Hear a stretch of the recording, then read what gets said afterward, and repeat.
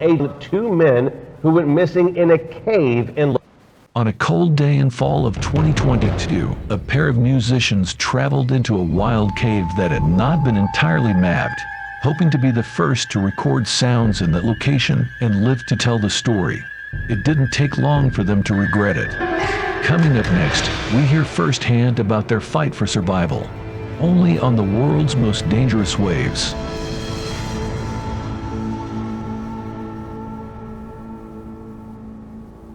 Testing 1, 2, 3. Is this the best lot you guys have?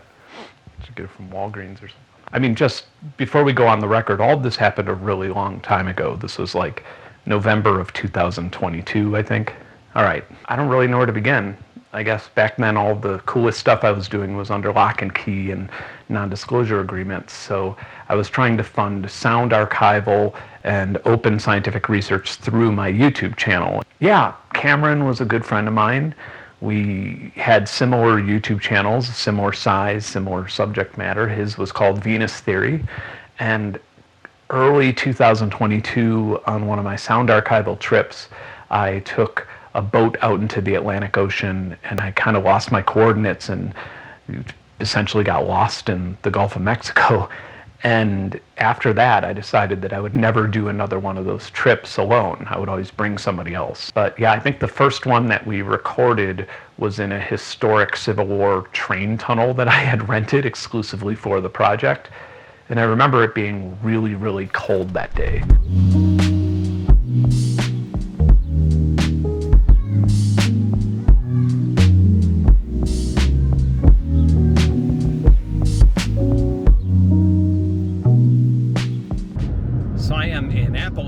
Way up in the rural mountains of North Georgia, and it is way colder here than I expected. The next stop is an old Civil War train tunnel, the largest train tunnel in Georgia, and I have rented it exclusively for my sole purpose of sampling reverb and reverb impulses inside. And I have invited my good friend and fellow YouTuber, Cameron, aka Venus Theory, to meet me there in 2 minutes.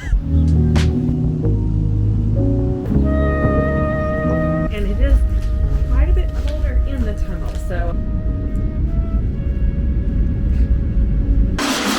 there we go.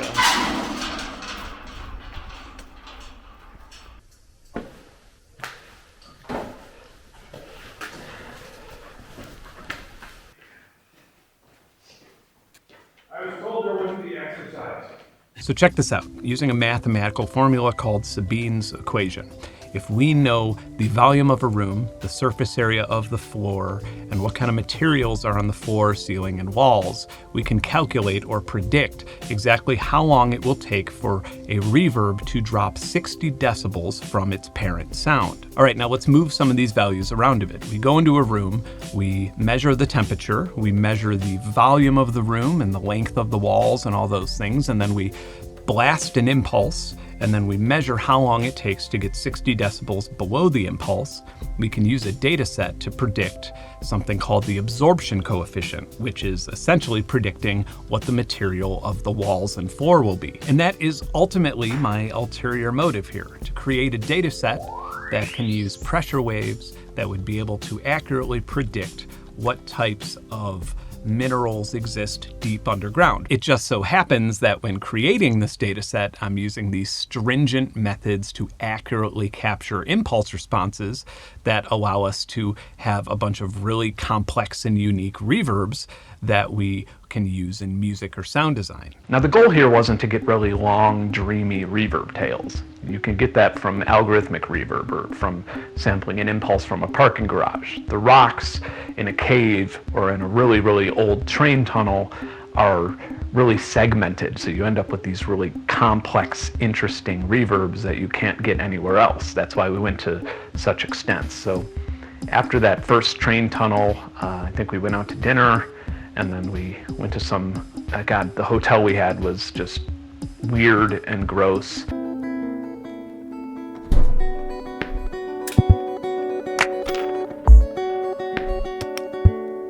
Here's a map of the cave. It goes about 6.5 miles in 2 different directions. I mean, I guess the split is technically only like 4 miles, depending on, because there's like a cavern that breaks out and branches that way. And I'm assuming this is all underground? Oh, yeah. You have your suit there, correct? So, Good. yeah, okay. So this is what this is. Okay. That's what that is. That's why I asked you what your height was. Death is always possible. But dying in a cave recording audio is so much cooler than falling down the stairs when you're 80. Fair. I feel really bad for not asking him if he had ever been caving before, or I guess explaining the extent of it or the dangers associated with it until he was already on the trip. And tomorrow, I think I'm going to ask him if he's sure that he wants to do it about 100 times. I think I'm just really intense to a fault, and when I set my mind to do something or get interested in something, I just go 100 miles per hour. And anyway, I'm sure it'll be fine. I'm about a mile from the cave entrance, and it just dawned on me that for like the last 5 miles, I could have been driving over the cave. And I just imagined walking that distance, and now I'm imagining caving that distance. It is a little bit more intimidating.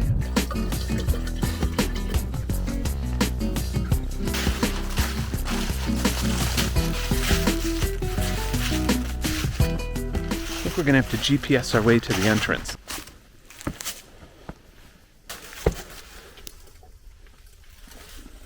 That's it. All right, we found the hole in the ground.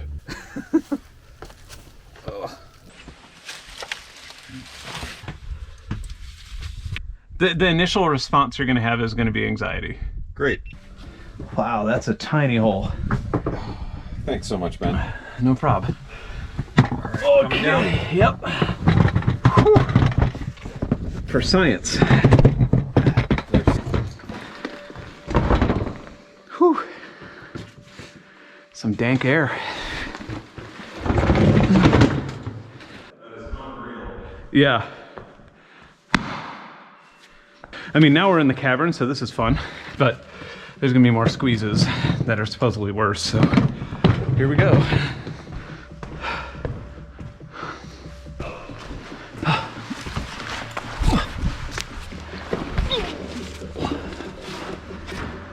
Okay.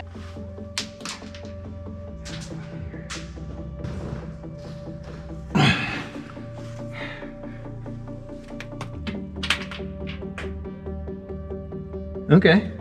So that goes a good 25 feet No problem. into that hole. All right. Let me test this.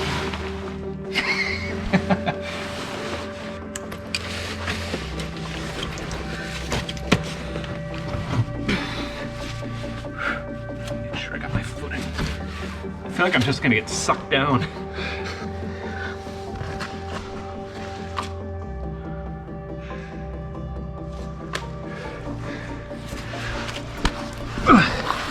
The footage inside the cave doesn't even really make sense because we were just recording with GoPros on our helmets inside of a 3D maze.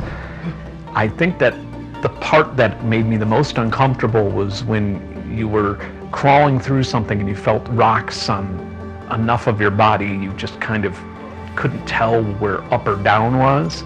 And that's really what made me freak out. And that's really dangerous because that's what makes you want to pull your helmet off or untie yourself or something like that. And I didn't want to freak out in front of Cameron because he was, at least I think, he thought that I knew what I was doing. And I initially thought that I knew what I was doing, but I didn't. Here you go. All right.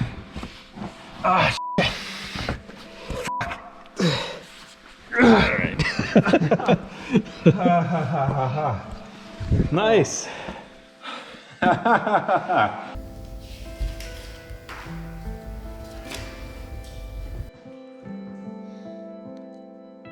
.75 meters across, 550 cubic meters. We could set a sign for that, and we will get some awesome reverb.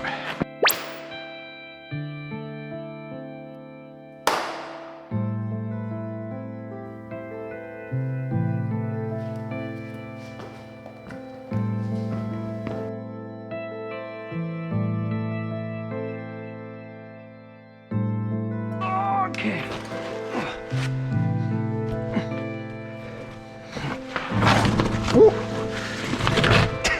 Well, let's keep going this way.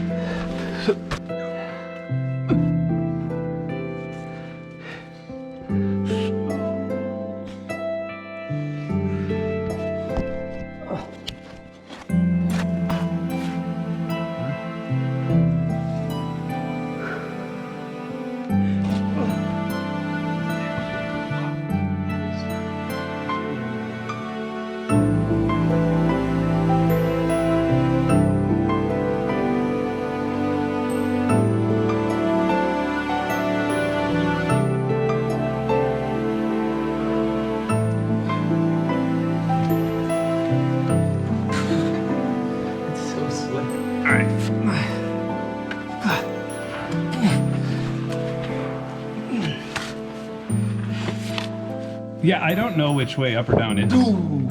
Yeah, so it gets really tight down there. Being safe is boring and takes a long time. Let me know when your leg is free out of there. Okay. Okay. Cool. And then... It's so tight. I'm being born from the earth. Oh. Sick. It was not really that fun.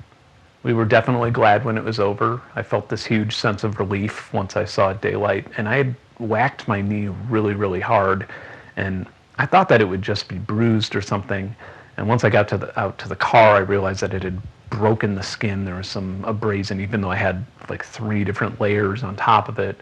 And sure enough, the next day I went to a hospital and I had dislocated my kneecap. Oh yeah, I edited a couple of them on a live stream a few days after getting back, and Cameron did the same.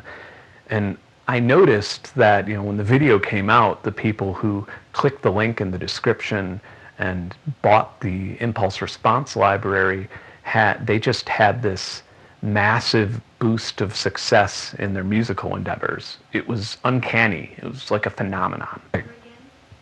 Like record a cave again? No, absolutely not. People die in caves all the time just bringing the equipment they need to survive and get through the cave. Dragging that massive Pelican case full of mics and recorders was just a huge safety liability, and it was a pretty stupid idea, to be honest. Is that it? Okay, thank you very much.